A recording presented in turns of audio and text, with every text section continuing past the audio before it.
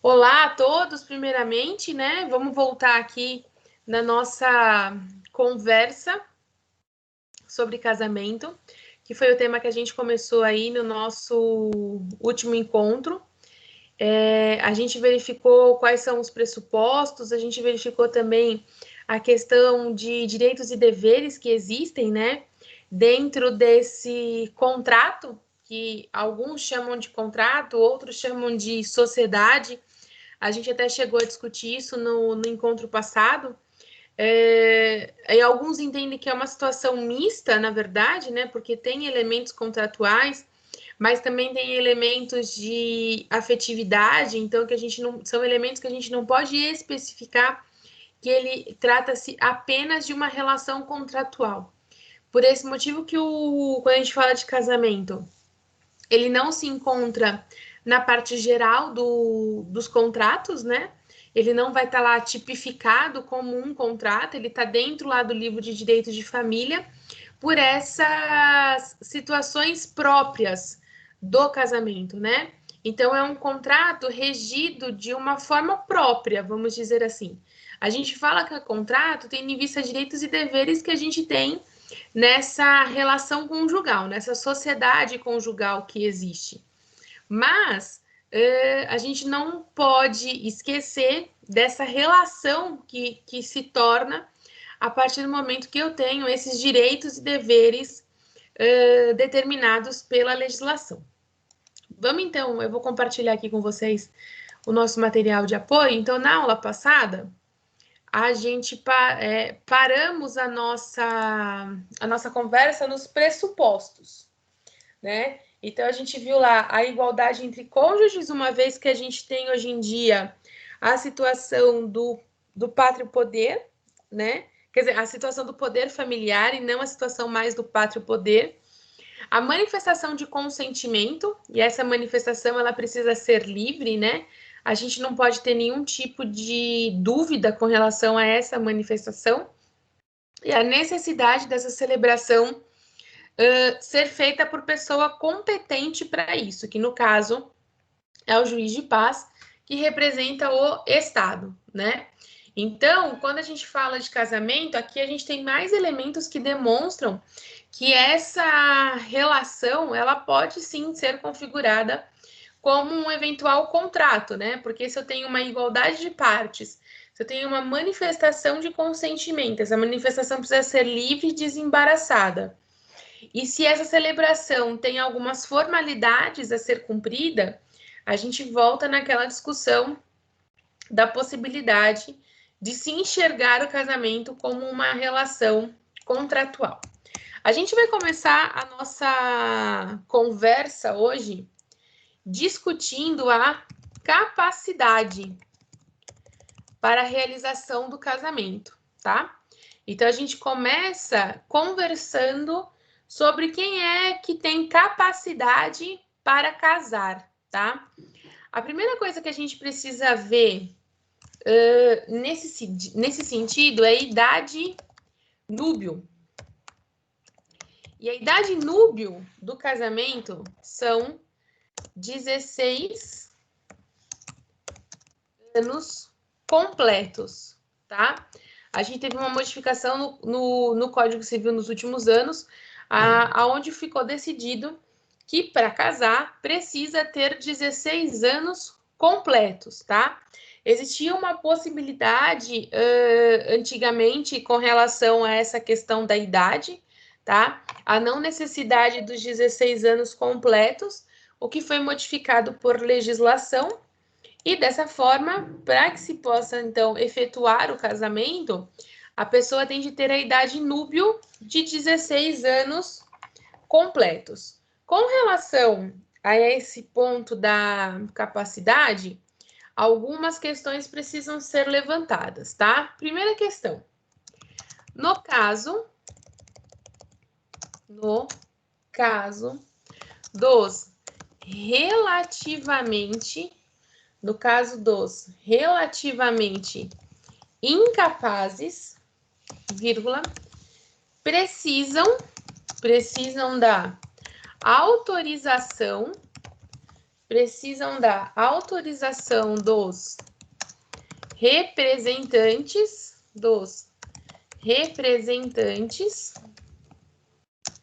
para casar, vírgula, podendo ser revogada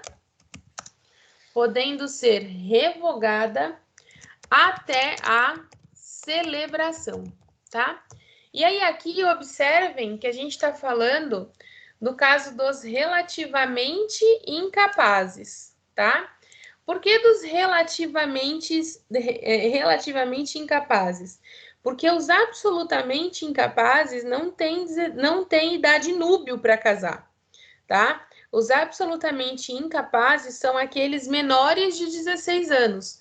Então, como eles não têm a idade mínima para que se possa fazer o casamento, a gente não vai discutir a questão dos absolutamente incapazes, porque automaticamente eles não vão poder celebrar esse casamento de forma nenhuma, tá? Essa autorização, essa questão de autorização, então a autorização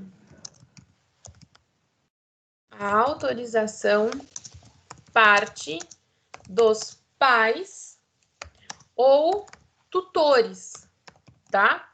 Então, pais ou tutores que fazem essa autorização para o casamento. Não esquecer do seguinte, né? Na ausência ou divergência,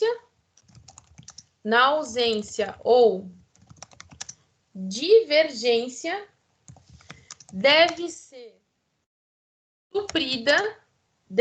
suprida pelo juiz. E aí, isso daqui é aquilo que a gente discute lá no início do curso de Direito, quando a gente verifica, olha, caso os adolescentes queiram casar e um dos pais não autorize, né? Porque o casamento gera a emancipação, caso um dos pais não autorize, aí a gente vai ter lá aquela emancipação judicial, que ela vai acontecer por meio de ação, tá? Então, caso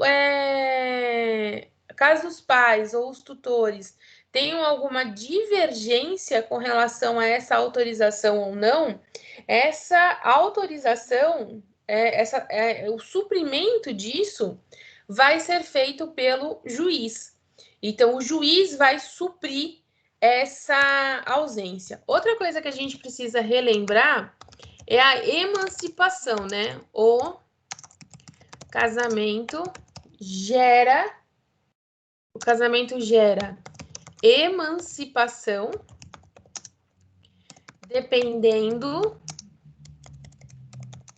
da autorização dos pais ou tutores. Então, quando a gente tem lá um relativamente incapaz e esse relativamente incapaz resolve se casar e tem da autorização dos pais ou dos tutores para que isso aconteça, automaticamente ele está emancipado, tá?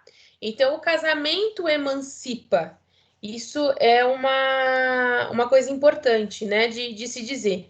O casamento vai gerar essa emancipação, tá? Uma observação que eu vou deixar aqui, ó, uma observação referente à gravidez, a emancipação será gerada apenas com a realização de eventual casamento. Então, nesse caso, quando a menina tá grávida, tá? A gravidez não gera a emancipação. O que gera a emancipação é a celebração do casamento. Então, se porventura o casamento for realizado, né, e é realizado tendo em vista a gravidez, então sim gera a emancipação. Mas mesmo assim, a gente precisa obedecer à idade núbio, tá? Então, se essa menina tá grávida com 15 anos de idade, por exemplo, ela não tem idade núbio para casar. Se ela não tem a idade núbio para casar, mesmo que os pais queiram que esse casamento seja realizado, a gente não vai poder falar disso, né? Por que a gente não vai poder falar disso? Porque não existe a idade núbio para que seja celebrado esse casamento. E aí, dentro dessa questão de capacidade, tá? Dentro da questão da capacidade, vale a gente citar e fazer uma análise da lei 13.146 de 2015, que refere-se à incapacidade e o Estatuto do Deficiente, tá? Então, em 2015, a gente teve aí uma modificação nos artigos 3º e 4º do Código Civil, modificação essa que foi feita tendo em vista a Lei 13.146 de 2015. A Lei 13.146 de 2015, ela modificou principalmente os artigos 3º e 4º do Código Civil, aonde a gente deixa de ter como absolutamente incapazes aqueles que tinham algum tipo de deficiência mental, né? E eles se tornam relativamente incapazes. Então, o artigo 3º e o artigo 4º, eles possuem a sua redação modificada, aonde o artigo 3º a gente passa a falar que são absolutamente incapazes, única e exclusivamente os menores de 16 anos, né? E tornam-se relativamente incapazes aqueles que são maiores de 16, menores de 18, aqueles que não conseguem exprimir a sua vontade de forma permanente ou transitória. A gente tem o pródigo, a gente tem os toxicomas, que são aqueles que fazem uso de álcool, o pródigo é aquele que dilapida patrimônio, né? O toxicoma, aquele que faz utilização de substâncias ilícitas, e a gente passa a ter a figura do ébrio habitual, aquele que faz utilização de bebida alcoólica, então ele é diagnosticado com a doença do alcoolismo. E aí, nessa situação do artigo 4º, entra-se também os deficientes, né? Então, até na aula passada, acho que foi a Luciana que comentou, que fez uma questão referente àqueles que são portadores de síndrome de Down. Eles se encaixam nessa questão deles serem relativamente incapazes e não mais absolutamente incapazes. Então, dessa forma, para que eles possam celebrar o casamento, eles não são impedidos de casar, tá? Mas para que esse casamento possa ser realizado, a gente vai precisar aí da autorização dos seus responsáveis. Então, com relação ao Estatuto do Deficiente, que vale muito a pena a leitura da legislação, tá? É uma legislação relativamente nova ainda para nós. Com relação ao Estatuto do Deficiente, vamos colocar algumas observações aqui, tá? É possível a realização do casamento ou constituição de união estável, tá? Então, aquele que se enquadra no Estatuto do Deficiente, ele pode casar ou ele pode constituir a união estável, não se esquecendo que eles são considerados relativamente incapazes, então eles vão precisar dessa autorização, tá? Eles podem exercer direitos sexuais e reprodutivos, tá? Não se esquecendo que com relação à gravidez, é importante que essa gravidez seja acompanhada para se verificar que a prole não vai ter nenhum tipo de problema, tá? Então, aqui nesse caso, a importância dos exames pré ou antinupciais, tá? Para se verificar com relação à saúde da prole, para também se verificar com relação à saúde dos pais, tá? Eles também podem decidir o número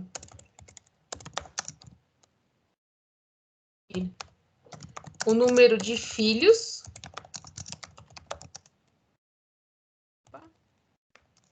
o número de filhos e acesso a informações sobre reprodução e planejamento familiar.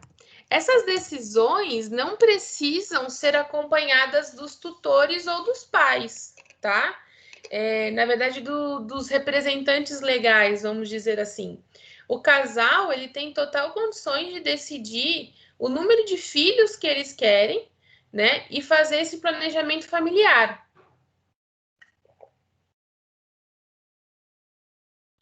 Então, não tem necessidade de uma autorização ou coisa do tipo, tá? Isso tem que partir do casal. Conservar a fertilidade. Isso parece uma coisa banal, mas já se discutiu, mas isso assim, há muitos anos atrás, né? Quando a gente fala muito, são muitos mesmo, né? Já se discutiram de se retirar a fertilidade das pessoas que nascem com algum tipo de deficiência mental, para que não exista aí qualquer tipo de reprodução. Então, o estatuto vem e ele é bem claro nisso, né? De conservar a fertilidade, uma vez que essas pessoas elas podem constituir a sua família. No entanto, que outra observação é exercer o direito à família, tá? Eles têm direito de construírem a sua família. Eu acho que vocês já devem ter visto várias reportagens nesse sentido, onde pessoas portadoras de síndrome de Down, portadoras de autismo, constituindo família, tendo os seus lares, né? É claro que tudo vai depender do grau dessa doença. O grau dessa doença é muito importante, né? É um ponto a ser discutido. Se a gente estiver falando de um grau muito alto, se a gente estiver falando de um grau muito severo, às vezes essa pessoa ela não tem nenhum poder de discernimento, né? Mesmo ela sendo considerada relativamente incapaz, ela não consegue exprimir a sua vontade.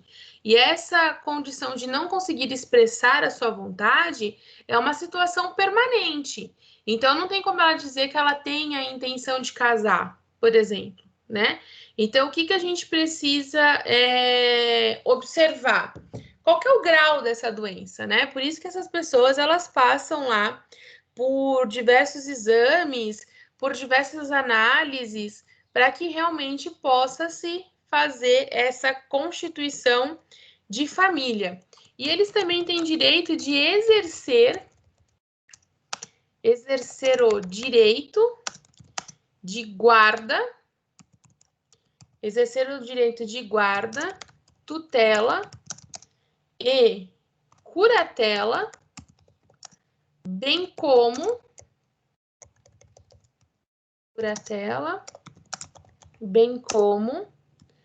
a adoção. Então, essas pessoas que são classificadas com algum tipo de doença, aí eu vou frisar novamente, tudo vai depender do grau dessa doença. Essas pessoas, elas têm condições de ter os seus filhos, de cuidar da sua família, de passar por um eventual processo de adoção, tá? Isso pode vir a acontecer. Isso pode ocorrer, tá? E aí, isso foi uma grande vitória que essas pessoas com problemas mentais conseguiram no ano de 2015, quando chegou esse Estatuto do Deficiente. O Estatuto do Deficiente vem justamente para que essas pessoas não ficassem aí à margem da sociedade. Pessoas pudessem serem tratadas de forma igual, na medida, claro, da sua desigualdade. A gente tem essa questão jurídica para ser analisada, né? Mas eles podem sim constituir sua família, eles podem sim ter seus filhos, eles podem expressar sua vontade de querer casar. Eu conheço casais que possuem a síndrome de Down e que têm uma vida normal, não tem, convivem em sociedade, têm a sua casa, têm os seus filhos. É claro que eles sempre vão ser relativamente incapazes, né? Dessa forma, eles sempre vão ter esse acompanhamento da família, vamos dizer assim, ou de eventuais tutores, mas isso não impede que eles tenham a família deles, tá? Esse é o ponto mais importante dentro do Estatuto do Deficiente e é uma legislação que vale aí a leitura, tá? Eu vou deixar aqui, ó, como observação referente ao artigo 1520 do Código Civil. O artigo 1520 do Código Civil, ele traz o seguinte texto, né? Não é permitido em qualquer caso o casamento de quem não atingiu a idade núbio, observado o dispositivo do artigo 1517, que o 1517 fala que a idade núbio refere-se aos 16 anos, tá? Com relação ao 1520, tá? É importante a gente informar o seguinte, que quando ele entra em vigor, quando surge o 1520, se discutiu muito a situação do estupro de vulnerável que tinha no Código Penal, tá? Então, na época, surgiu-se essa discussão. Então, com o surgimento do 1520, fica revogado o caso de cumprimento penal. Então, vou colocar aqui, ó. Com o surgimento da nova redação, fica revogado o caso de cumprimento penal referente ao estupro de vulnerável, tá? Então, com o surgimento, com a determinação aí da idade dos 16 anos para que se possa casar, a gente tem aí essa revogação. Diga, Lu. Luciana? Bom dia, Pro. Bom dia. Oi. É o seguinte, eu acho muito interessante essa questão de não ter mais ninguém absolutamente incapaz, porque a lei determina que mesmo que a pessoa esteja em coma, numa cama, ou seja, ela não é capaz de se limpar, de comer, ela não é capaz de nada, ela está em coma há anos numa cama, ela não pode ser considerada totalmente incapaz, só relativamente incapaz. Isso é meio estranho, né? Porque, assim, você tinha que ter... Tudo bem que você tem uma questão aí do aspecto humano, né? Que você não pode tirar todas as capacidades de uma pessoa e tal. Mas, igual, por exemplo, esses casos super severos que você estava citando, né? Qual o problema de considerar completamente incapaz? É porque aí a gente, na verdade, assim, saiu do rol do artigo 3º, né? Sai do rol do artigo 3º do Código Civil, entra no rol do artigo 4º, sendo considerado relativamente incapaz, mas se tem um aumento referente, um leque maior, vamos dizer assim, para a realização dos processos de interdição, né? Então, no caso aí, vou pegar o seu exemplo, né? A pessoa que está em coma, totalmente impossibilitada de exercer qualquer tipo de ato, né? Já se encontra, às vezes, até no estado vegetativo, essa pessoa, vamos dizer assim. Então, nessas situações, a alternativa que a gente tem é o processo de interdição. É realizar a interdição dessa pessoa e aí sim tirar dela todo e qualquer poder sobre a sua vida civil. Quando se surgiu o Estatuto do Deficiente lá em 2015, a gente tem uma modificação um pouquinho depois do Código de Processo Civil, dando uma maior abertura para esse processo de interdição. No entanto, que até surge a interdição provisória, que posteriormente pode ser convertida em definitiva. Então, a gente interdita provisoriamente essa pessoa, né? Na expectativa de que ela volte ao seu estado normal. E em alguns casos, quando se verifica que, olha, não tem volta, então automaticamente a gente já fala de uma interdição definitiva. E aí eu tenho até alguns exemplos, né? Por exemplo, eu já fiz uma interdição de uma senhora com Alzheimer. Então, tinha dia que ela lembrava, tinha dia que ela não lembrava. Então, a gente fez a interdição e já foi automaticamente uma interdição definitiva, né? Eu também já fiz o caso de uma interdição de uma senhora que estava em coma, né? Então, assim, em coma, já nos cuidados paliativos dentro da UTI, já naqueles cuidados, assim, única e exclusivamente com uso de morfina, para que ela não sentisse dores, né? E apenas aguardando que o seu corpo parasse de funcionar. Então, a gente também fez, aí foi direto para a interdição definitiva. E a gente começou um caso que acabou não terminando por uma situação triste, a pessoa acabou falecendo. A gente começou um caso de interdição provisória, porque nunca se imaginou que o falecimento poderia acontecer. Começou-se um caso de interdição provisória, só que logo depois do peticionamento da inicial, a pessoa que ia ser interditada teve um mal súbito e veio a falecer, a gente não precisou mais falar de interdição. Então, o Estatuto do Deficiente, ele te dá um leque maior para você trabalhar com a interdição. Então, essa pessoa, ela deixa de ser absolutamente incapaz, mas ela acaba sendo interditada. O que eu acho que é praticamente, eu acho, um pouco mais severo, vamos dizer assim, né? Mas aí a gente tem essa possibilidade, tanto da interdição provisória como da interdição definitiva. Então, para esclarecer? Então, mais ou menos, porque assim, a interdição, porque eu fiz muita interdição, e você tinha como interditar uma pessoa de forma completa, 100%, antes.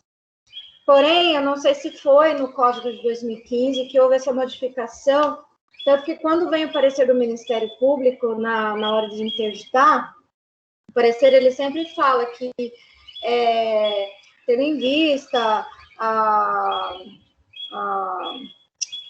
dignidade da pessoa humana, não existe mais o instituto da interdição completa, você não torna mais essa pessoa totalmente incapaz, só relativamente incapaz. Então, você não pode fazer, por exemplo, você declara uma interdição como relativamente incapaz. Você nunca mais vai conseguir interditar alguém de forma 100%. É isso que pelo menos no código, quando a gente fazia lá, Na vara acontecia, você não consegue interditar mais ninguém 100%, mesmo que essa pessoa esteja em coma já para morrer. Então, aí são pontos de discordância entre advogados e Ministério Público, né? Porque quando a gente tem uma interdição, você tem a legislação ela é clara, você tem dois tipos de interdição. Você tem uma interdição provisória, porque às vezes é aquela pessoa que ela está passando por um momento de necessidade dessa interdição, ou você tem uma interdição definitiva. E uma vez interditado, você impede ela de exercer qualquer tipo de atividade na esfera civil. Ela não tem poder. No entanto, que o conceito de interdição é você não tem poder sobre a sua vida civil. Então, todas as decisões que forem ser tomadas, elas precisam serem tomadas através daquele que agora cuida da sua vida. Eu concordo que, por exemplo, no caso do ébrio habitual, tá? A gente precisa interditar o ébrio habitual. Aí, fazendo a interdição do ébrio habitual, ele pode, por exemplo, votar, ele pode casar, ele pode ser testemunha, e para isso ele não precisa de autorização daquele que está cuidando da sua vida, né? O pródigo, por exemplo, ele pode casar. Agora, para ele comprar alguma coisa, ele precisa ser assistido por alguém. Correto, aí ele se torna relativamente incapaz nesse caso. Eles estão no rol do relativamente incapazes. Então, é isso que eu acho engraçado, sabe? Essa questão, porque eu não sei se foi no Código de 2015, eu não lembro agora, tá? Porque faz um mês, uns 2-3 meses que eu não faço mais, porque acabou meu estágio. Mas era muito habitual você pegar a interdição e você sentenciar como relativa e não total interdição. Você não consegue interditar totalmente. Você faz. Depende de cada caso, porque eu já tive interdição total. Eu tenho até hoje um caso de uma senhora que tem Alzheimer, que está internada numa clínica e ela é interditada plenamente. E o filho que é responsável por ela, tem a carta da interdição e nem precisa pedir prorrogação, vamos dizer assim. Ah, não, porque aí é definitiva, né? Sim. Então, a definitiva, você encerra todos os efeitos da vida civil. Então, só que não totalmente, é isso que eu tô falando, mesmo que seja definitiva. Pelo menos lá na vara. Mas qual artigo fala que não é totalmente? Eu vou procurar e eu te falo. Tá.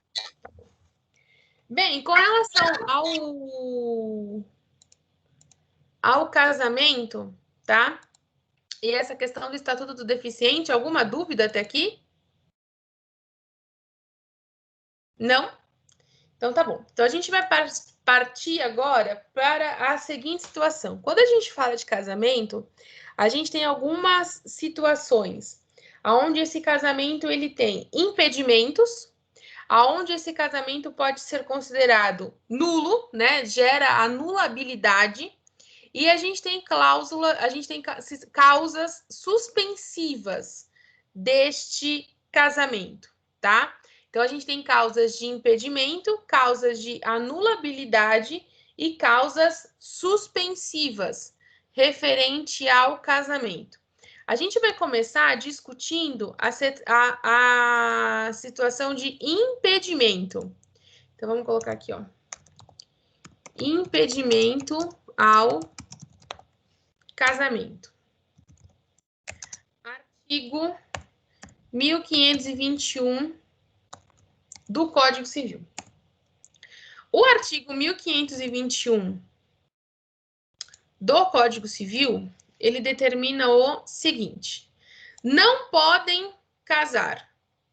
E aí a gente tem um rol aqui de pessoas que não podem casar, tá?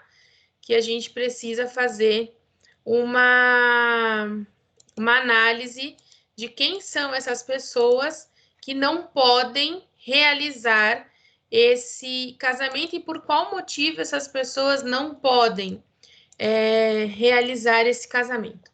Então, não podem casar os ascendentes com os descendentes, seja o parentesco natural ou o parentesco civil, os afins em linha reta, o adotante com quem foi cônjuge do adotado e o adotado com quem foi do adotante, os irmãos unilaterais ou bilaterais e demais colaterais até terceiro grau, inclusive, o adotado com o filho do adotante, as pessoas casadas, o cônjuge sobrevivente com o condenado por homicídio ou tentativa de homicídio contra o seu consorte.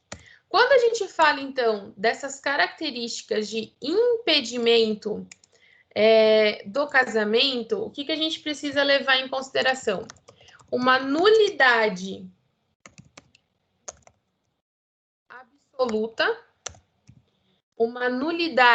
absoluta, referente à realização desse casamento, que está lá no artigo 1548 do Código Civil, tá?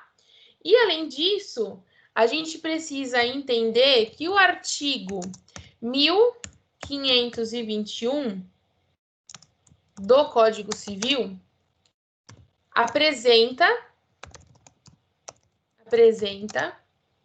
os únicos casos de impedimento admitido, tá? Então, o rol do 1521, ele traz lá a situação de impedimentos do casamento. Então, quem não pode casar? Os ascendentes com os descendentes, os afins em linha reta, o adotante com quem foi cônjuge do adotado e aí o restante do rol, tá? Então, essas pessoas, elas não podem casar. E aí, aqui, eu queria fazer um parênteses com vocês, antes da gente continuar essas figuras que geram impedimento, que geram anulabilidade, que geram cláusulas, situações suspensivas, para a gente verificar essa situação de parentesco, tá? Porque isso é importante para nós dentro do direito de família, tá? Então, eu vou colocar aqui, ó, observação parentesco, tá? Vai abrir um parênteses aqui nesse meio do caminho para a gente verificar essa relação de parentesco ou essa relação de parentalidade que a gente tem. Porque quando a gente fala de parentesco, é importante que a gente enxergue quem são essas pessoas que geram parentesco, né? O que é a situação de ter esse parentesco e enxergar principalmente a situação da contagem do parentesco, que é uma coisa aí que às vezes gera uma grande dificuldade de entendimento, né? De como que se faz essa contagem de parentesco. E aí o primeiro artigo que a gente tem para conversar sobre essa questão de parentesco é justamente o começo aí do impedimento do casamento, que traz o artigo 1521. Então, por isso que eu vou abrir esse parênteses aqui, para a gente poder falar de parentesco, tá? Quando a gente fala de parentesco, o que a gente precisa, primeiramente, verificar? A parte histórica, né? De onde surgiu essa situação de que as pessoas são parentes? Da onde que vem essa nomenclatura, né? Meu parente, tá? Isso surge em vários pontos da evolução da sociedade. A gente tem vestígios disso na Revolução Industrial, a gente tem vestígios na Segunda Guerra mundial, depois no aumento da urbanização e na emancipação feminina. Se é que a gente pode dizer que existe mesmo essa emancipação, né? Então, a gente passa a ter essa visão de parentesco, né? Com essa evolução da sociedade. Então, surge-se essa evolução da sociedade, e aí, desde que a gente tem lá o início da sociedade, onde surge-se a família, automaticamente surge, com o surgimento da família, surgem os parentes. Surge essa figura do parentesco e surge essa figura da parentalidade entre as pessoas.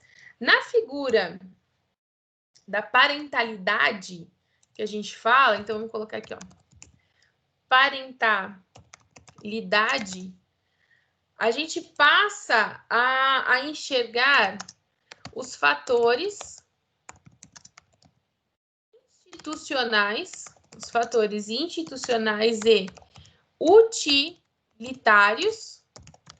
e utilitários do matrimônio,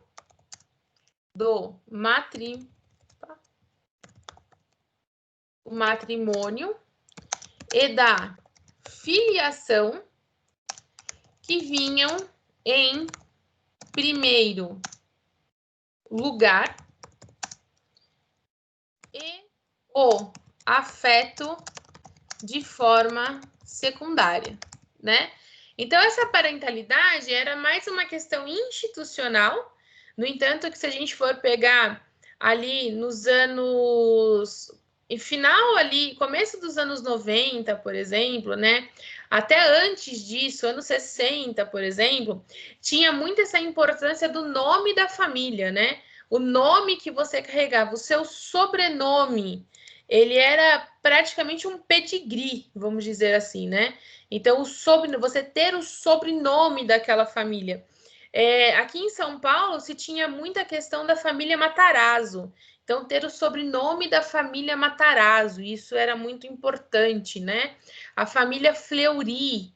Então, se tinha essa situação mais institucional do que uma relação de afeto, na verdade, né? Era mais uma questão de fachada do que realmente uma situação de afeto entre as pessoas. No entanto, quando a gente fala de parentalidade, a figura do afeto, né, ela passa a ter lugar central na relação conjugal lá para os anos 90, tá? 1990 a gente começa a discutir esse surgimento do afeto.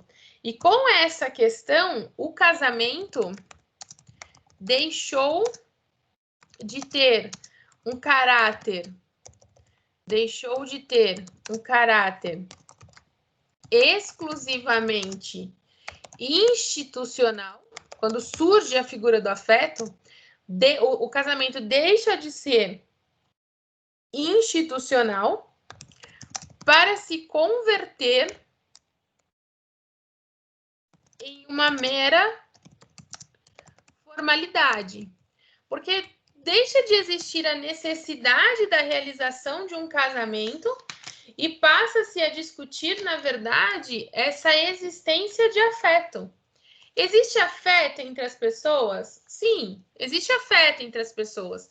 Se existe afeto entre essas pessoas, não necessariamente a gente precisa falar que tem de casar para ter afeto, né? No entanto, que a gente tem aí a figura da união estável, que não é um casamento, é a junção dessas pessoas, e o que importa ali, na verdade, é o princípio da afetividade, né? E não esse princípio da celebração de um contrato. Vamos dizer assim, né? Nesse sentido dessa necessidade do afeto, dessa necessidade de se enxergar que o afeto ele é mais importante do que essa celebração que era feita única e exclusivamente por uma questão institucional, o que começa a acontecer aqui? Saem os antigos paradigmas. Essa questão da retirada desses antigos paradigmas, eu acho que é muito relativo, tá? Ainda tem pessoas que enxergam esse casamento como uma necessidade de criar-se essa instituição. Então, se preocupando primeiro com a instituição e, em segundo ponto, com a afetividade, né? Mas a doutrina entende que saem antigos paradigmas, como, por exemplo, a autoridade única do marido, que aí é a perda do pátrio poder e o começo do poder familiar, né? Uma formação exclusiva, uma formação exclusiva a partir do casamento, civil. Por que deixa de sair esse paradigma? Porque a gente passa a ter, por exemplo, a união estável, a gente passa a ter uma figura muito mais forte de outros tipos de realização de casamento. Então, pessoas que se casam única e exclusivamente no religioso, não fazem o casamento na esfera civil. E por que isso não pode ser considerado também um tipo de casamento? A desigualdade na filiação, porque os cônjuges eles são vistos de forma igual, e a indissolubilidade do vínculo, né? Porque se a gente for analisar ali os anos 60, mais ou menos, a figura do desquite, a mulher desquitada, era uma mulher muito mal vista pela sociedade, né? Onde já se viu você ter se desquitado do seu marido, né? Para o homem ser desquitado não era um problema, mas para a mulher ser desquitada era um problema muito grande, né? Essa mulher, na maioria das vezes, ela não conseguia reconstruir a sua família, ela não conseguia se reconstruir, vamos dizer assim, porque ela era uma pessoa desquitada. Então, assim, ela não tinha uma possibilidade de um novo casamento, não existia a possibilidade de refazer a sua vida, existia-se até uma dificuldade referente a conseguir emprego, porque essa pessoa ela era desquitada. Então, a gente sofria-se muito com esse paradigma de que a pessoa era desquitada e, por esse motivo, ela não podia refazer a sua família, não podia refazer a sua vida. Então, saem esses antigos paradigmas, porém, surgem os novos, né? A gente deixa de ter esses paradigmas, mas a gente agora passa a ter outros paradigmas para serem verificados. Então, a evolução da sociedade traz aí esses novos paradigmas, vamos dizer assim. E aí, nesse sentido, desses novos paradigmas, quais são aqueles que a gente consegue fazer um levantamento? A democratização na gestão familiar, então o surgimento aí do poder familiar, que ele passa a existir, uma pluralidade na formação. Então, a gente passa a ter vários tipos de casamento e automaticamente vários tipos de família e automaticamente vários tipos de parentes, né? Uma igualdade absoluta entre os filhos e uma facilitação para dissolver o matrimônio. Então, torna-se mais fácil dissolver esse matrimônio a partir do momento que a gente passa a ter aí a figura do divórcio, né?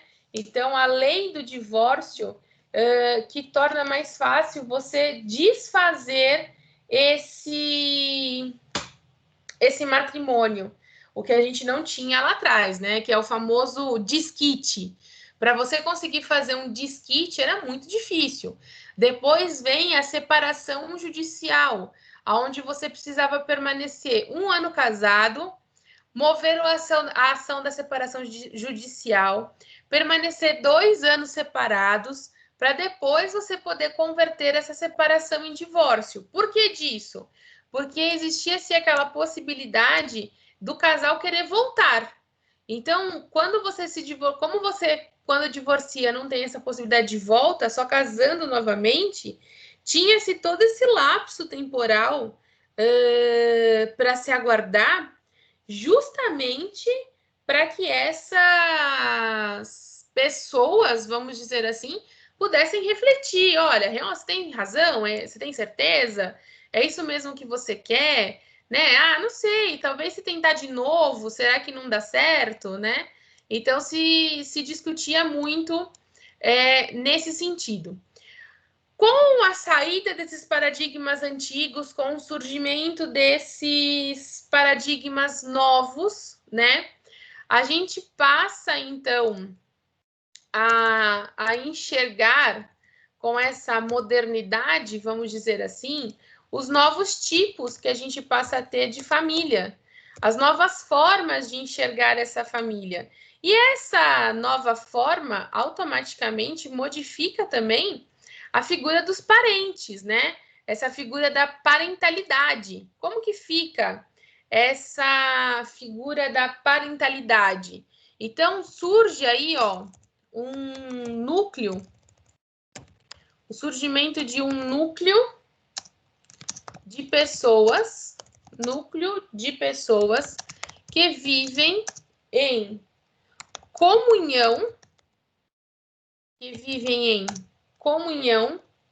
em razão do mútuo afeto. Então, passa a existir a figura da afetividade, tá?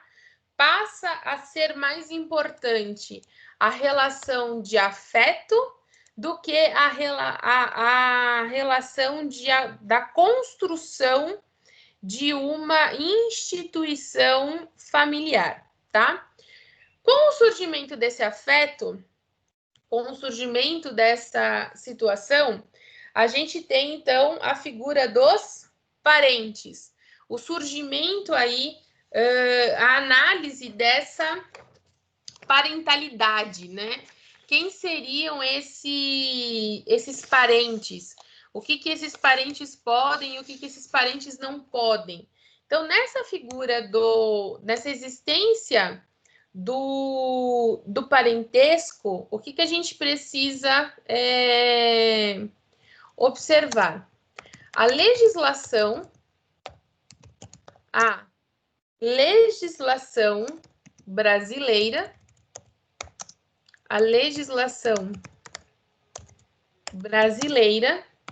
estabelece 2 tipos de parentescos.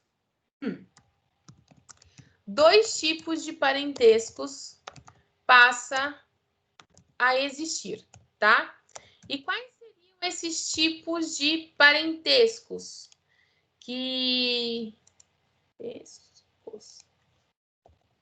passam, que a legislação reconhece, tá? Primeiro tipo de parentesco que a gente tem são os parentes em linha reta. Então, a gente surge aí, o primeiro tipo de parentesco que a legislação reconhece são os parentes em linha reta, tá? E o segundo que nós temos, só para a gente já deixar aqui, o segundo que nós temos são os parentes em linha colateral, tá? Então, nós temos parentes em linha reta e nós temos parentes em linha colateral, tá? Parentes em linha reta,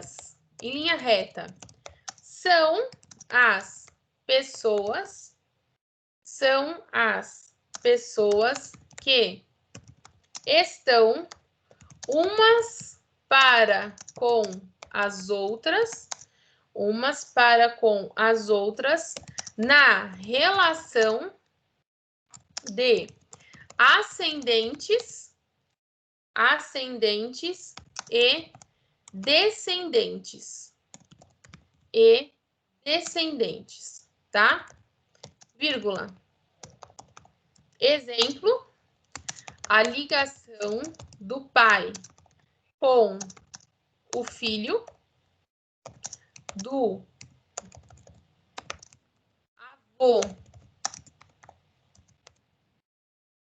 avô com o neto, vírgula, etc. Então, é sempre a relação entre ascendentes e descendentes, tá?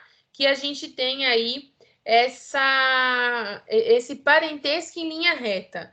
Então, o parentesco em linha reta é sempre ascendentes e descendentes. Agora, quando a gente fala dessa linha colateral, o que a gente tem na linha colateral? Ela pode ser colateral ou transversal. Você pode achar as duas nomenclaturas na doutrina, tá? São aquelas pessoas provenientes, de um só tronco, até o quarto grau, sem descenderem uma da outra, vírgula.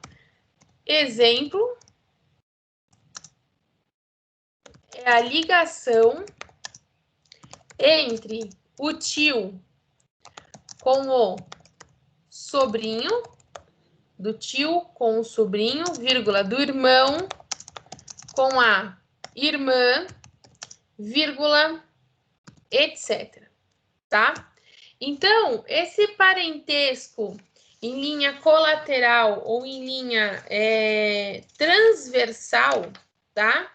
Normalmente não existe essa figura de descendentes, tá? Entre as partes envolvidas. Então, são sem descenderem uma da outra, tá? E para que a gente possa fazer, então, essa contagem de parentesco, nós temos uma regra de contagem do parentesco.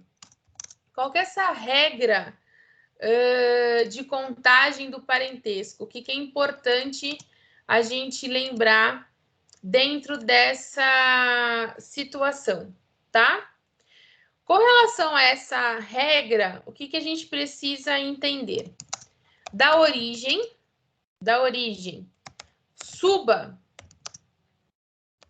contando 1 grau até chegar ao tronco comum e depois, se for o caso, desça pela outra linha, contando 1 grau, até chegar ao destinatário.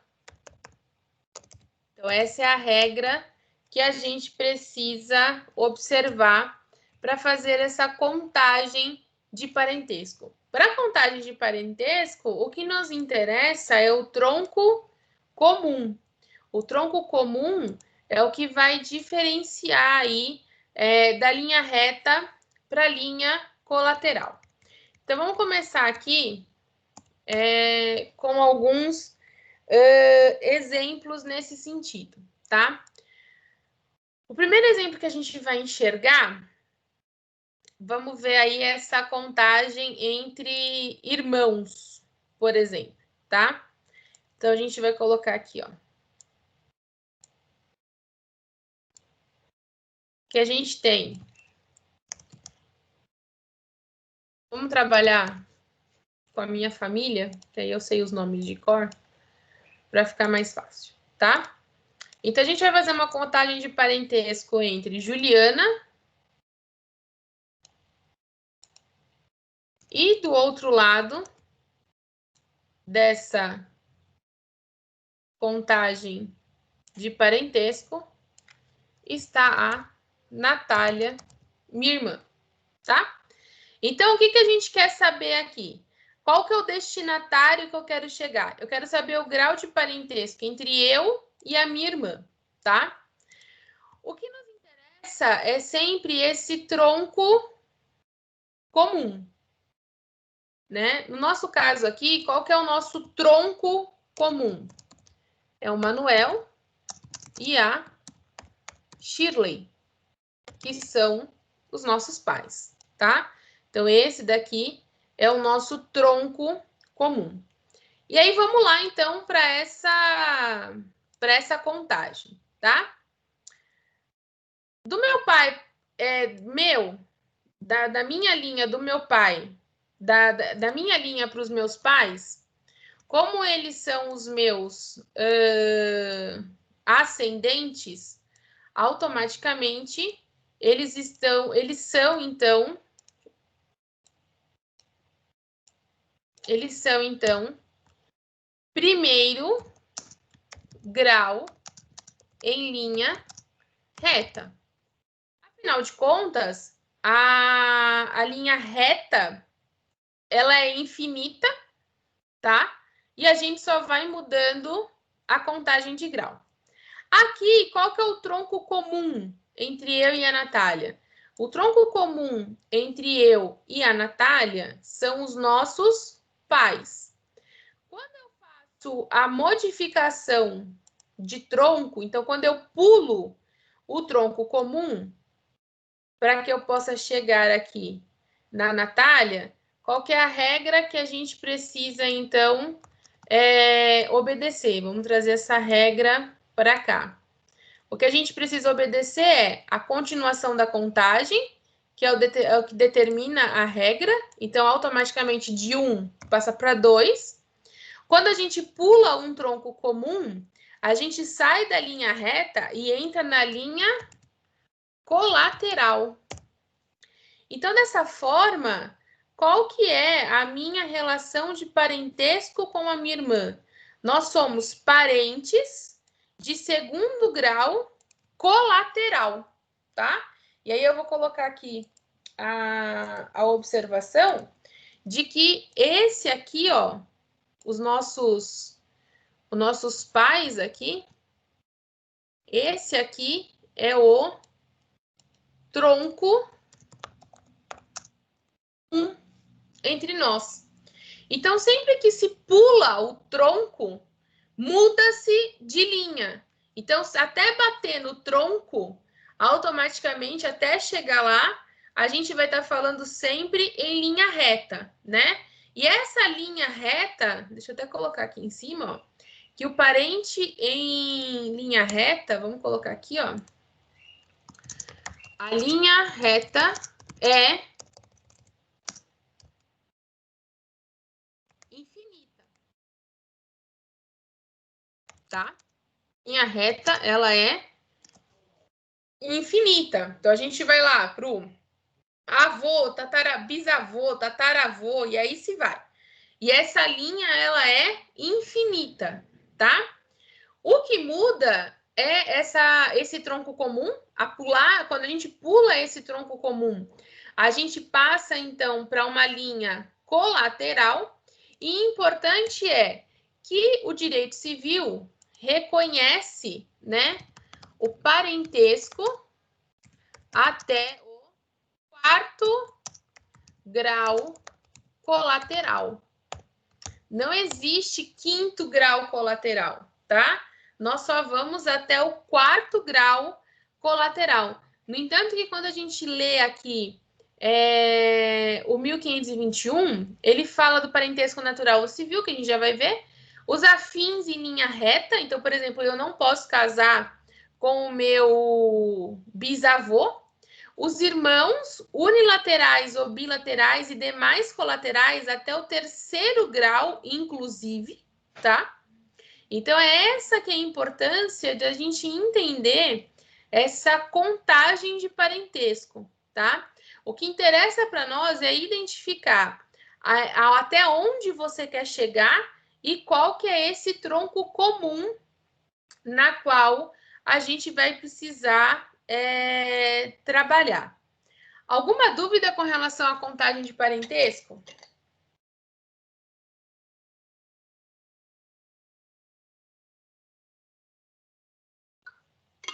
Não? Diga, Luciana. Não tenho dúvida sobre a contagem de parentesco, só queria falar sobre aquela questão da lei da interdição. Assim que a gente terminar, a gente volta nela, tá bom? Beleza. Então, com relação à contagem de parentesco, a importância dessa análise do tronco comum, tá? Vamos verificar, então, aqui, ó, uma outra situação, tá? Então, vamos pensar que a gente queira fazer a seguinte contagem de parentesco.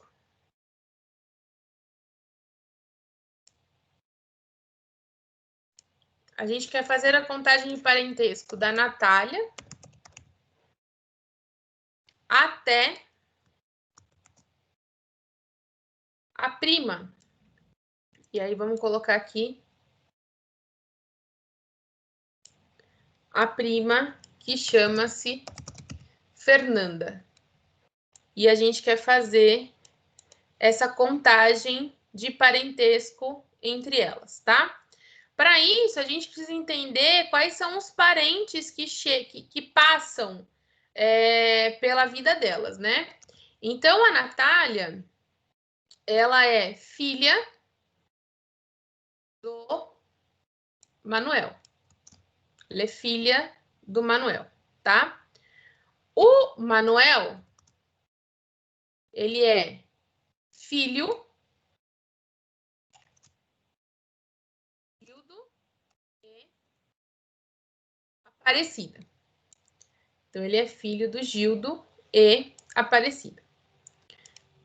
O Gildo e a Aparecida, eles têm uma outra filha que chama-se Antônia, que é a mãe da Fernanda, tá bom? Então, essa é a ordem que a gente vai ter aqui, tá?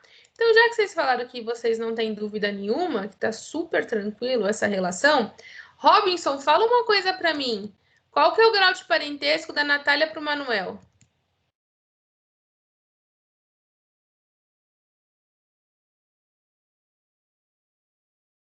Robson, tá me ouvindo? Não tá me ouvindo, ok. Vamos lá. Edileuza, qual que é o grau de parentesco da Natália para o Manuel?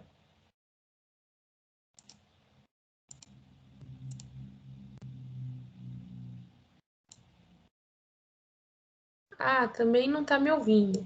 Ok. Vamos lá. Elisângela, qual que é o grau de parentesco da Natália para o Manuel?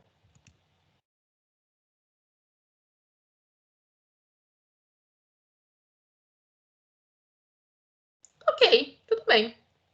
Vamos lá. Quando a gente fala então, do Manuel para a Natália, estava tudo bem, né? Aparentemente, acho que não tá, mas já que vocês também não estão com a fim de tirar dúvidas, então vamos lá que eu dou a resposta. Da Natália para o Manuel, a gente está falando, então, em primeiro grau, em linha reta, tá? Do Manuel pro Gildo, a gente vai trabalhar no segundo grau em linha reta. Então, a gente vai trabalhar num segundo grau em linha reta, ok? Do Gildo para Antônia, a gente vai... Opa! A gente vai trabalhar em terceiro grau. A gente vai trabalhar em terceiro grau em linha colateral. Terceiro grau em linha colateral. E vai ser feito essa contagem, tá? E deixa eu arrumar aqui. Então, terceiro grau. Depois da Antônia para a Fernanda, a gente vai, então, trabalhar no quarto grau na linha lateral. Então, dessa forma, o grau de parentesco entre a Natália e a Fernanda refere-se em quarto grau na linha colateral. E o tronco comum existente entre elas duas são os avós. Esse é o tronco comum. Então, a partir do momento que a gente pula-se esse tronco comum, saímos da linha reta e entramos na linha colateral, porém a contagem de graus permanece, tá? Então, 1, 2, pula o tronco comum, 3, 4, tá? Essa contagem de grau, a gente não muda o número, tá? Essa contagem de grau, ela vai continuar. Então, esse é o ponto mais importante. A gente conseguir identificar que, apesar de mudar a linha, tá? A contagem permanece. Então, a 1 e 2 muda a linha de linha reta para linha colateral, só que a contagem continua, né? 1, 2, 3 e 4. E aí não esquecer que o Código Civil ele só aceita até o quarto grau na linha colateral, tá? Então não existe aquela figura do primo de segundo grau ou coisas do tipo. No entanto, que se a Fernanda tivesse um filho, ele nem seria considerado parente para uma questão sucessória da Natália, tá? É claro que existe a afetividade, no entanto que nós temos parentes por afinidades. Então, sogro, sogra, cunhado, essas pessoas elas são parentes por afinidade, que até a gente vai conversar sobre isso mais para frente. Eles são parentes por afinidade, mas não que exista um grau de parentesco entre essas pessoas. Não existe um grau de parentesco entre você e a sua sogra. O que existe é um parentesco por afinidade, porque a partir do momento que você casa, você adquire essa relação de afinidade com as pessoas que fazem parte da família aí do cônjuge, tá? Então, só para a gente entender essa figura do parentesco que surge aqui no artigo 1521. Continuando nessa questão dos impedimentos, anulabilidade ou causas suspensivas do casamento, o próximo tópico que a gente vai analisar refere-se à situação da anulabilidade. Anulabilidade do casamento. E essa anulabilidade do casamento está no artigo 1550 do Código Civil. Quando a gente fala do artigo 1550 do Código Civil, ele fala o seguinte: é anulável o casamento. Anulável o casamento. E aí vamos ver aqui quais são as condições que geram esse casamento anulável, tá?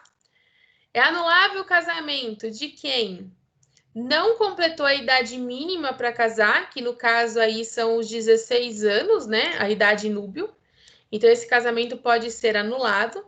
Do menor em idade núbio, quando não autorizado por seu representante legal, por vício da vontade, nos termos do 1556 a 1558, do incapaz de consentir ou manifestar de modo inequívoco o consentimento, realizado pelo mandatário sem que ele ou o outro contraente soubessem da revogação do mandato e não sobrevindo coabitação entre os cônjuges e por incompetência da autoridade celebrante.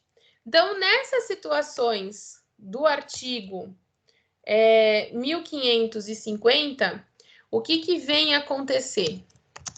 O casamento torna-se anulável.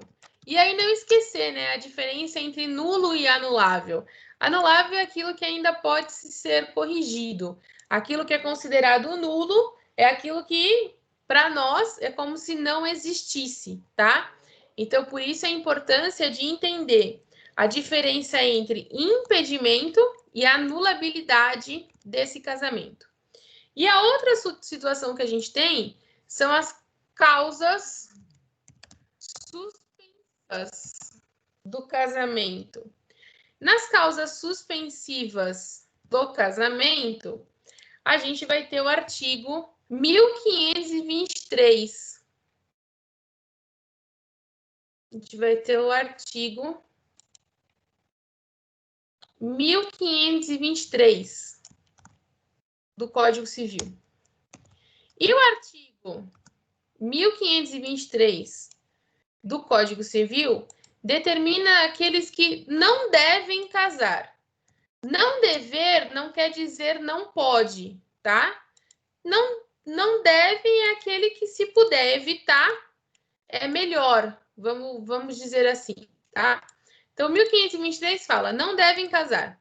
O viúvo ou a viúva que tiver filho do cônjuge falecido, enquanto não fizer inventário dos bens do casal e der partilha aos herdeiros, a viúva ou a mulher cujo casamento se desfez por ser nulo ou ter sido anulado até 10 meses depois do começo da viuvez ou da dissolução da sociedade conjugal, o divorciado, enquanto não houver sido homologada a decisão da partilha dos bens do casal, o tutor ou o curador e os seus descendentes, ascendentes, irmãos, cunhados ou sobrinhos, com a pessoa tutelada ou curatelada, enquanto não cessar a tutela ou a curatela e não estiverem saudadas as respectivas contas.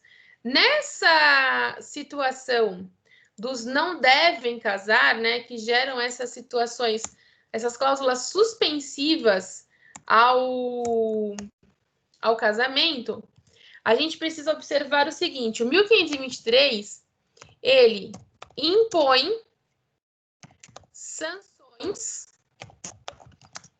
sanções aos cônjuges.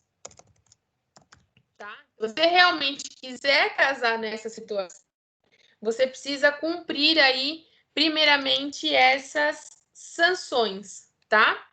não gerando nulidade, tá?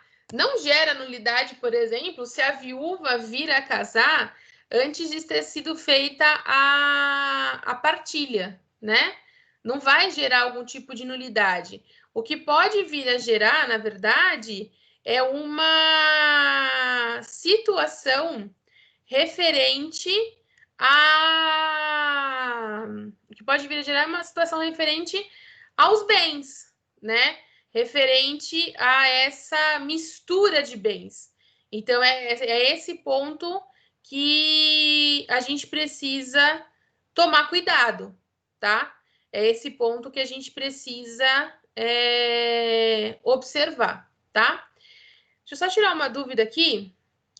Com relação ao parentesco, que me mandaram uma pergunta aqui, eu vou voltar aqui com relação ao parentesco, então, só para sanar a dúvida que me mandaram, tá? Vamos lá. Nessa segunda parte aqui do parentesco, o que a gente precisa observar, tá? Essa questão do tronco comum, que é o ponto importante. Primeiro, a gente precisa visualizar que a gente precisa visualizar aqui?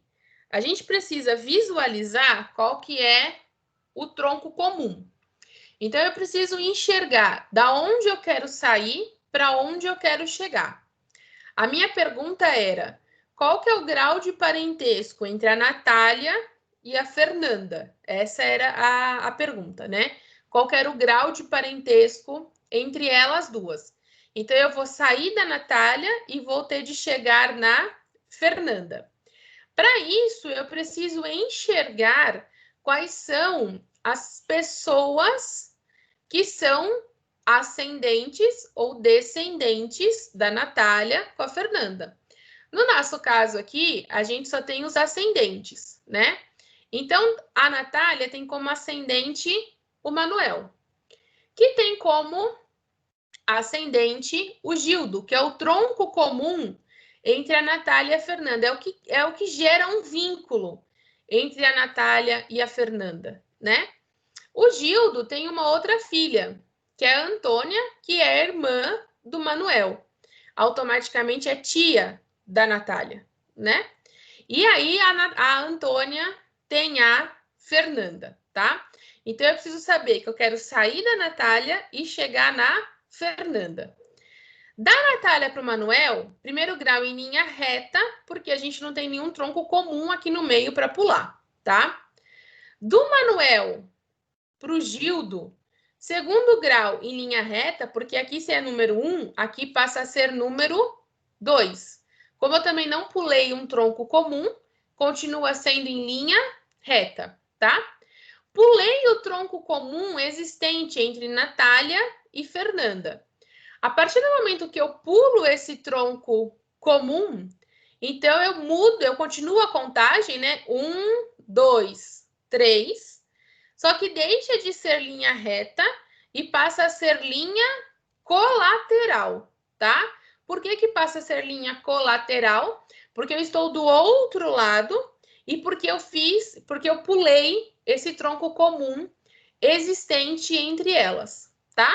A contagem continua. 1, 2, 3, 4, né? Como a gente está do outro lado do tronco comum, da Antônia para Fernanda, quarto grau na linha colateral. Então, qual que é o grau de parentesco entre Natália e Fernanda? O grau de parentesco entre elas é 4º grau em linha colateral. O que me interessa aqui é a verificação do parentesco entre Natália e Fernanda, né? Então, para que eu possa sair da Natália e chegar na Fernanda, é essa contagem que precisa ser feita. Espero ter sanado a dúvida aí de quem me mandou. Se não sanei, por favor, pergunte de novo aí que eu respondo, tá? Aparentemente está sanada. Então, é essa análise de contagem que a gente precisa fazer, tá? Continuando aqui, então. Oi, quem me chama? Eu, Zé Carlos. Oi, José. E se nessa linha entre o Manuel houvessem mais 2 irmãos, como é que ficaria essa contagem? Então, o Eles Manuel, por continuariam exemplo, ele sendo tem de 5 quarto grau? irmãos. Olha só, o Manuel, ele tem 5 irmãos, tá? Se eu quisesse saber, por exemplo, a contagem da Natália, no lugar da Fernanda, se a gente tivesse a Denise, tá? Vamos pensar assim. Vou colocar aqui Vou colocar aqui embaixo. Ó. Se a gente tivesse a Denise e o pai da Denise é o... Se cabe aqui? Cabe. O pai da Denise é o Dorival. A contagem é a mesma, José. Por quê? Porque o tronco comum continua sendo o mesmo, né? O tronco comum aqui continua sendo os avós paternos. Então, por exemplo, independente do irmão que tivesse aqui, são 5 irmãos. Independente do irmão que tivesse aqui, independente do filho do irmão que tiver aqui, a contagem continua sendo a mesma, né? Então, na verdade, da Natália para qualquer primo dela, vai ser 4º grau em linha colateral.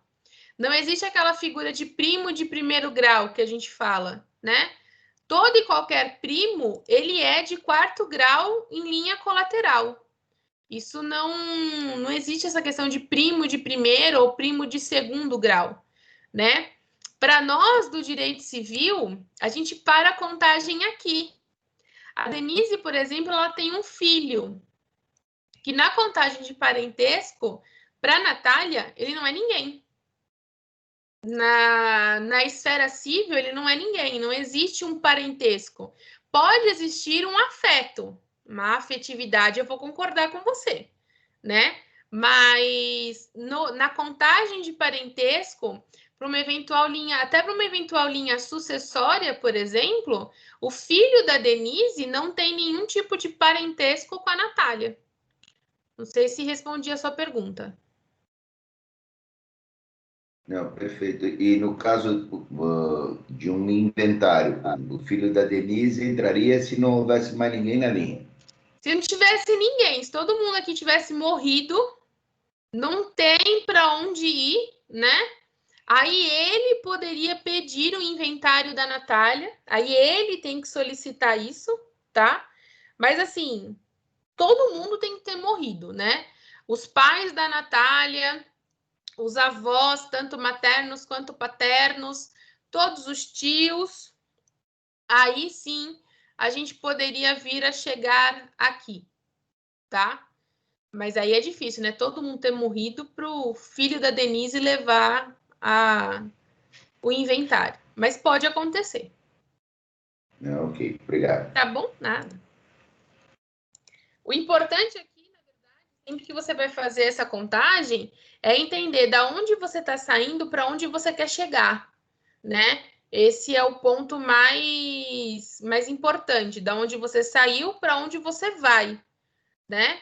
E identificar qual que é o tronco comum existente entre essas pessoas, tá? Esse é o ponto principal que a gente precisa levar em consideração, tá? Se tiver alguma outra dúvida aí, me manda aqui no WhatsApp que eu respondo.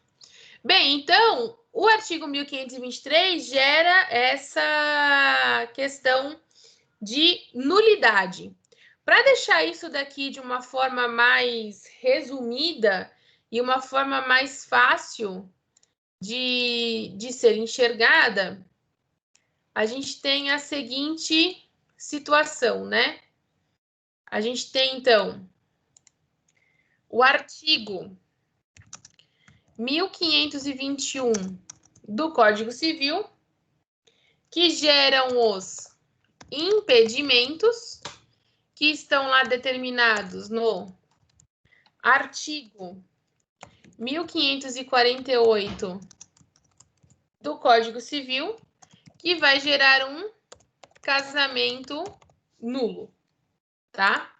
Depois nós temos o artigo 1550 do Código Civil, que gera uma anulabilidade, que está lá no artigo 1550, que vai gerar um casamento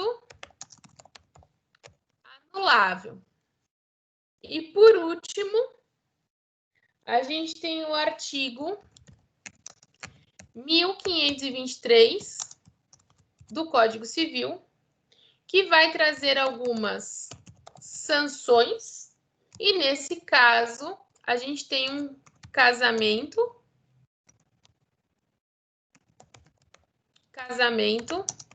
nem nulo e nem anulado, tá? E aí a gente vai verificar as situações e as diferenças agora de um por um, né? O que são impedimentos, o que são anulabilidade e quais são essas sanções existentes. A gente vai começar aqui pelo impedimento. Então, o impedimento, que está lá no artigo 1521 do Código Civil, tá? Quando a gente fala de impedimento, que está no artigo 1521 do Código Civil, a gente tem pessoas que não podem casar em determinados casos. Importante a gente deixar frisado aqui, ó, que não podem casar, tá? São proibidas de casar. Essas situações de impedimento têm uma menor gravidade, tá? E, na verdade, são questões de ordem pública. São questões de ordem pública. Por que essas pessoas, elas não podem casar, né? O que determina essa situação do não poder casar? Ou seja, quais são as razões que geram esse impedimento? A gente tem duas mais importantes. A primeira razão, impedir o incesto.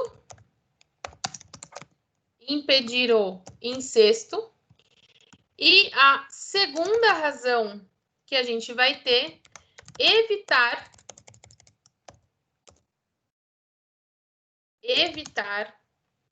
problemas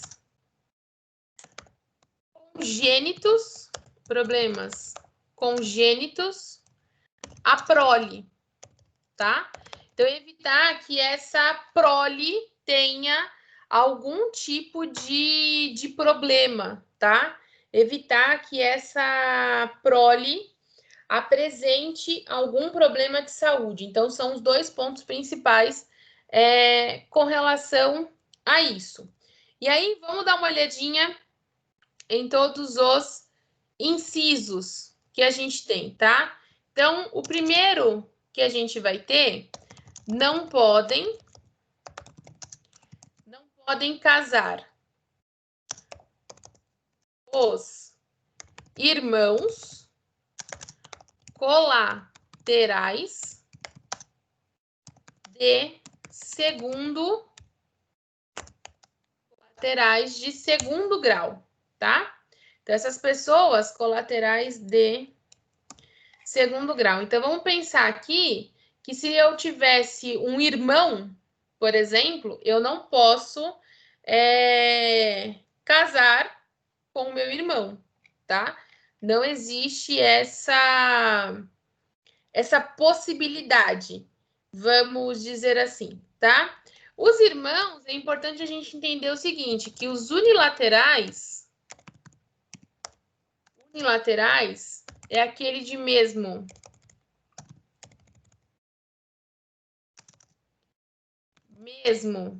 pai ou mesma mãe, tá? E os bilaterais, mesmo pai e mãe, tá? Então, esses irmãos, de qualquer forma, eles não podem casar, tá? Segunda situação que a gente tem são os tios, tias com sobrinhos barra sobrinhas,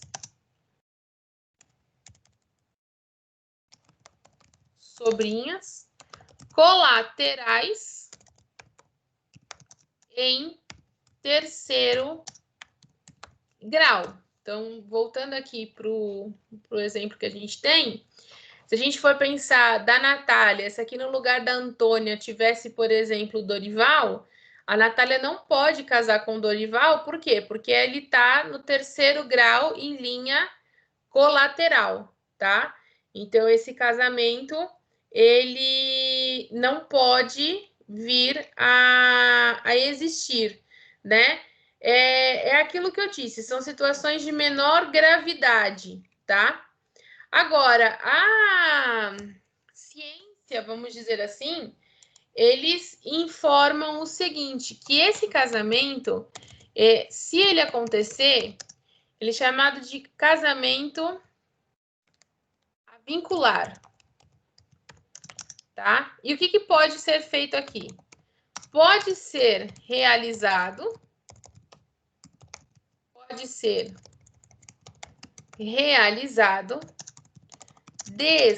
que não exista risco, à prole, vírgula, o que deve ser aprovado por junta médica. Já devem ter ouvido falar em algum momento da vida de vocês do casamento referente a tios, né? Essa situação ela pode acontecer, tá? A gente tem essa questão do casamento avincular, mas para isso a gente precisa fazer esses exames para verificar se a gente não vai ter nenhum tipo de problema com relação à prole. No entanto, que está na mídia aí agora o namoro do jogador Hulk com uma sobrinha, né? Aparentemente é uma sobrinha da ex-esposa, ao que deu a entender, né? Até onde eu consegui acompanhar. Então, assim, não tem nenhum tipo sanguíneo entre eles dois, né? Os tipos sanguíneos não são idênticos. Como os tipos sanguíneos não são idênticos, porque eles não têm nenhum vínculo familiar, a não ser um vínculo de afetividade, não tem uma situação aí que impeça esse relacionamento ou que impeça esse casamento, tá? A não ser que a gente tenha aqui, né? Que nem o exemplo que eu dei da Natália. Aqui existe uma relação sanguínea, tá? Nessa existência de relação sanguínea, a gente precisa, então, verificar a necessidade de exames para ver se não vai ter nenhum tipo de problema da prole. Lá naquele caso, não tem uma relação sanguínea, tá? Então, por isso que a gente não discute essa situação. E um outro ponto que é importante, os primos de quarto grau colateral podem casar, tá? Por quê? Porque o 1521, o que ele determina? Qual que é a explicação que ele dá? Os afins em linha reta, irmãos unilaterais ou bilaterais, e os demais até o terceiro grau, inclusive. Então, os de quarto grau, que seria aqui, né? Se porventura, no caso da Fernanda, a gente tivesse o Júnior, né? Que também é primo da Natália, eles poderiam celebrar esse casamento, porque o que não pode é até o terceiro grau colateral, tá? Depois disso, ainda aqui dentro dos impedimentos, a gente tem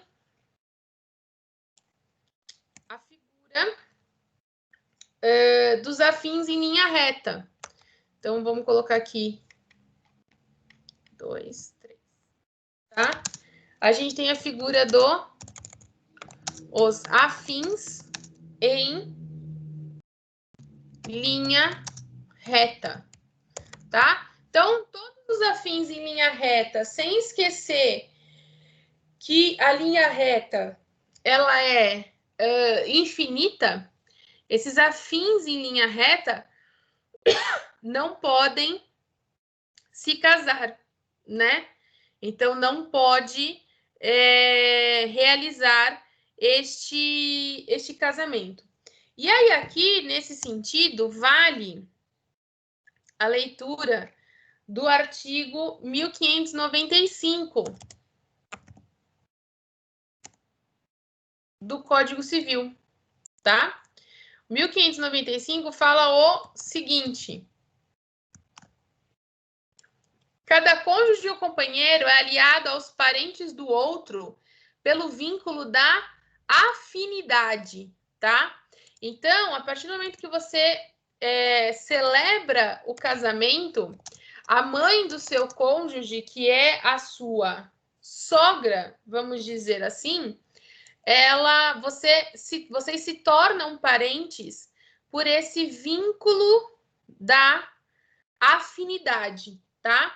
Então, nesse sentido, vamos colocar aqui as seguintes observações. Existe parentesco por afinidade entre um cônjuge e os parentes do outro consorte, tá? Então, entre você e os parentes do seu cônjuge, já existe aí um parentesco por afinidade. O impedimento existe somente na afinidade em linha reta até o infinito, porque a linha reta, ela é infinita, tá? Nessa situação aqui de afinidade, a gente pode citar, por exemplo, o sogro, sogra, o sogro, o genro e a nora, tá? Que gera aí essa afinidade. No entanto, que a gente sempre diz, né, que não existe a figura de ex-sogro e a figura de ex-sogra, né? Na verdade, sogro e sogra, eles são eternos. Então, você acumula sogro e sogra, né? Não existe a figura deles serem seu ex-sogro e sua ex-sogra, tá? Na verdade, uma vez sogro, uma vez sogra, serão eternamente sogro e sogra, tá? Diferente dos cunhados, por exemplo, tá? Que cunhado, sim, vai existir a figura do ex-cunhado, vamos dizer assim, tá? Na linha reta, que refere-se aos ascendentes, a gente não pode esquecer da figura do padrasto, padrasta, tanto faz, né? Padrasto com a enteada, porque isso também é uma figura de linha reta, tá? Então, a gente não pode esquecer disso. A intenção, na verdade, desse artigo, esse impedimento, vamos dizer assim, é apenas moral. Por isso que a gente fala que não é que não pode, né? No caso ali, por exemplo, dos primos, não é que não pode, é que moralmente não é muito bem enxergado isso daqui, tá? E aí, para a gente encerrar essa parte, uma vez casado, uma vez casado, o vínculo permanece eternamente. Exemplo: sogra, sogro, com o genro ou a nora, tá? Esse vínculo, ele é eterno, tá? Esse vínculo, ele nunca se quebra.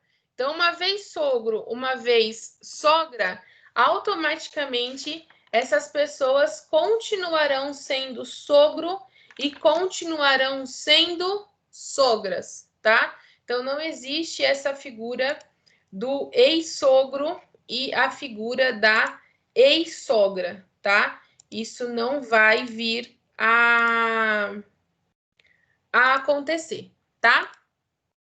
Continuando ainda com relação a esse artigo, a gente tem aqui depois a figura lá que eles falam do adotante, que também está no 1521, e refere o seguinte: adoção imita a família natural. Então, se imita a família natural, automaticamente a gente tem que tomar cuidado aí com essa relação de casamento. Então, um exemplo que eu vou dar: o adotado, tá? Com a irmã do adotante. A irmã do adotante é a tia, tá? O casamento pode acontecer desde que exista uma junta médica para a análise de eventual nascimento da prole, tá? Então, eu preciso observar se não vai ter nenhum tipo de problema para a prole que venha a nascer, tá? Depois, nós temos as pessoas que já são casadas, e a gente já conversou sobre isso na aula passada, referente ao princípio da monogamia. Referente ao princípio da monogamia que foi criada por lei, tá? Então, a pessoa que já é casada, ela tem impedimento de casar. Para que ela possa vir a casar, o que ela precisa fazer? Ela precisa fazer o divórcio, né? A necessidade do divórcio. Sendo feito o divórcio, automaticamente ela pode vir a casar. Depois, a gente tem o sobrevivente. Por quê? O 1521, ele fala o seguinte: o cônjuge sobrevivente com o condenado por homicídio ou tentativa de homicídio contra o seu consorte. Então, é o cônjuge querendo casar com aquele que tentou matar o seu marido ou a sua esposa. Nesse caso, surge o impedimento somente nos casos de crime doloso e havendo trânsito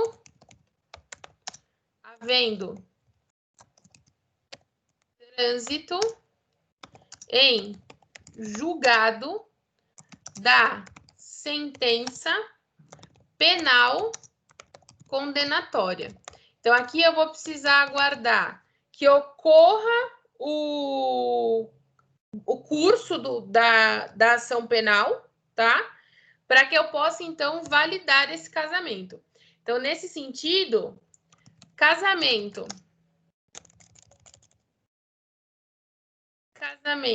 que ocorre no curso do processo é válido. Então, o casamento que ocorrer no curso do processo, ele é válido, tá? E permanece mesmo após a sentença, tá? Agora, se eu resolver casar depois de que isso tenha sido sentenciado, eu preciso observar a situação do 1521, tá?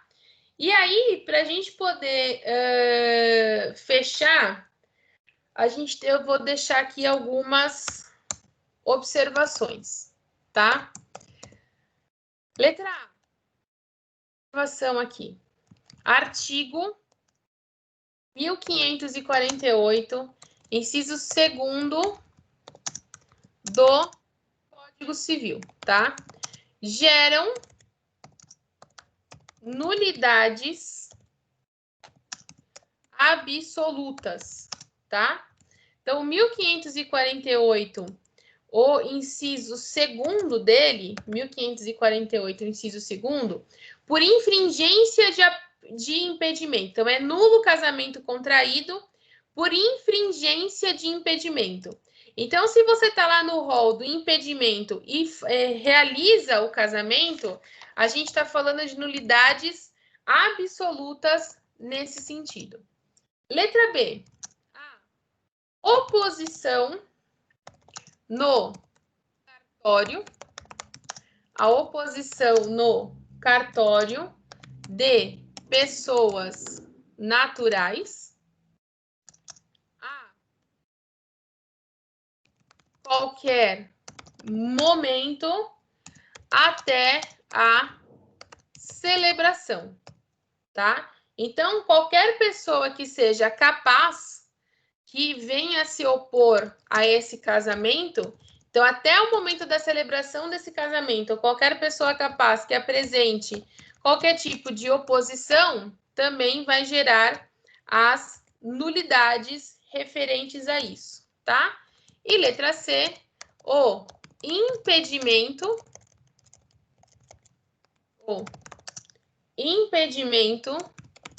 deve ser conhecido de ofício, tá? Então, o impedimento para o casamento tem que ser conhecido de ofício, tá? Pelo oficial ou pelo juiz. É importante esse reconhecimento de ofício dessas situações da relação de casamento, tá? Estão me perguntando aqui. Quando o ditado popular que diz que cunhado não é parente é verdade? É verdade, tá? Cunhado realmente não é parente. A gente brinca que cunhado é agregado, tá? Ele não é parente, ele nem aparece como parente nas situações de afinidade. Vamos dizer assim, tá? Nem nessas situações de afinidade a gente vai discutir o cunhado, no entanto que você pode casar, você pode descasar e casar com o cunhado, por exemplo, tá? Então, na verdade, não chega nem a ser um ditado popular, na verdade, isso é uma verdade dita, né? E que pode gerar aí várias situações dentro da família, né? Uma frase como essa. Gente, alguma dúvida até aqui? Pode falar, Luciana. Oi, Pro. Oi. Sobre essa questão do sobrevivente, eu não entendi muito bem. O sobrevivente do homicídio, vamos colocar assim, da tentativa de homicídio, ele quer casar com o algoz dele ou ele quer casar com alguém que está indiciado por tentativa de homicídio? Eu não entendi. É aquele que tentou homicídio contra o seu cônjuge. E aí você resolve querer casar com aquele que tentou matar o seu marido. Ah, tá. Entendi. Então, se você tenta casar com alguém que tentou matar o seu marido, você é o cônjuge sobrevivente. Isso. Mas você está impedida de casar com quem tentou te matar. Ou não? Não, na verdade, a Nem leitura do 1521, ela é feita da seguinte forma, ó.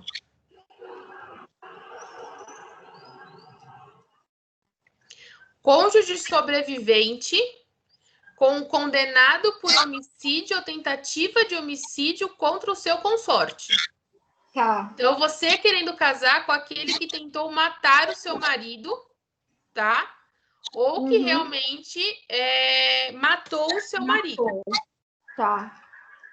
Tá? Mas aí, no caso, vamos supor, você tenta casar com esse cara aí que tentou matar o seu marido, beleza. Aí você falou que você precisa do transitado em julgado, se ele for condenado ou não. Porém, se você casar antes desse trânsito em julgado, o casamento não é nem anulável, ele é válido, mesmo que ele seja condenado. Ele é válido. Se você casar antes, ele é considerado válido. Mesmo que ele seja condenado. Mesmo que ele seja condenado. Entendi. Então, tanto faz, né? Você não precisa desse trânsito em julgado para casar. Você vai lá e casa. O problema é se esse trânsito em julgado, se você quiser casar depois. Depois é que não pode. Se ele foi condenado e você quiser casar, não pode. Tá. Tá? Mas se você casar antes dele ser condenado, mesmo que ele seja condenado depois, beleza, tá valendo. Tá valendo. Tá. O casamento é válido, tá? Tá bom. Beleza. Thanks. Então tá bom. Gente, mais alguma dúvida? Não? Então tá bom. Beijos para vocês. Bom almoço de domingo a todos. Gente, calma, Luciana. Bom almoço de domingo para vocês. E a gente se encontra a turma da Elisângela eu encontro amanhã. E a turma da Luciana eu encontro na sexta, tá bom? Beijos a todos. Beleza.